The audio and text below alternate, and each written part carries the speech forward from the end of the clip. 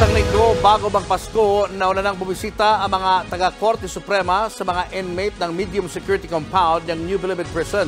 Ang ilang kawani ng SC, kabilang ang ilang maestrado, nakipaglaro pa at namigay ng regalo sa mga preso. Nasa frontline ng balitang yan, si Marlene Alcaide. Sa ibang court nagharap ang mga inmate ng medium security ng New Bilibid Prison at mga taga-Korte Suprema. Ang kanilang depensa at opensa ipinamala sa isang basketball exhibition game. Ang masayang larong yan, bahagi ng outreach program ng Supreme Court para sa mga inmate ng medium security compound. Bukod nga sa libangang palaro, nagdala rin ng mga taga-SC ng mga donasyong bigas, gamot, bitamina, basketball uniforms, bola at mga sapatos. Bilang pasasalamat naman, naghanda ng programa ang mga inmate para sa mga bisita. Matagal na akong bumibisita talaga sa mga detention facilities, no, bago pa ako maging Associate Justice ng court ng Supreme Court. Napansin ko, no, na tuwing may mga bumibisita, talagang nasisiyahan yung mga PDLs, no, kasi marami sa kanila hindi na binibisita ng kanilang mga kamag-anak eh. So pag mayroong mga dalaw na dumarating, talagang masaya sila, no.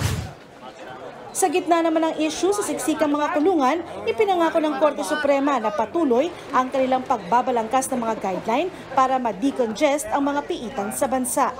And by January, sisimulan na po natin yung mga TWG meetings dyan, discussions, no? So that the committees can really come up with definite recommendations. Kasama yon, yung pagbababa ng bail, yung sa recognizance, no, yung mga hindi na kailangan magbayad ng bail, yung recognizance na lang na tinatawag, no, yung ibig sabihin merong isang respectable individual, no, na magagaranti na hindi tatakbo to, hindi mawawala to.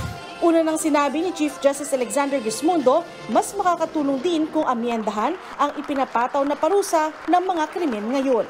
Maraming kasong hindi na kailangan ng piyansa. Magkakaroon na palalakasin daw nila yung batas sa tungkol sa recognizance ng akusado ay hindi na kailangan magpiyansa.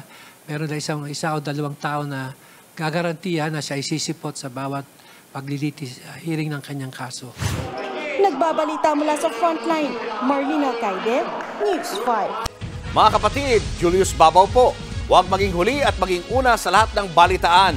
Para sa tuloy-tuloy na talakayan sa Frontline, mag-follow at mag-subscribe sa social media pages ng News 5.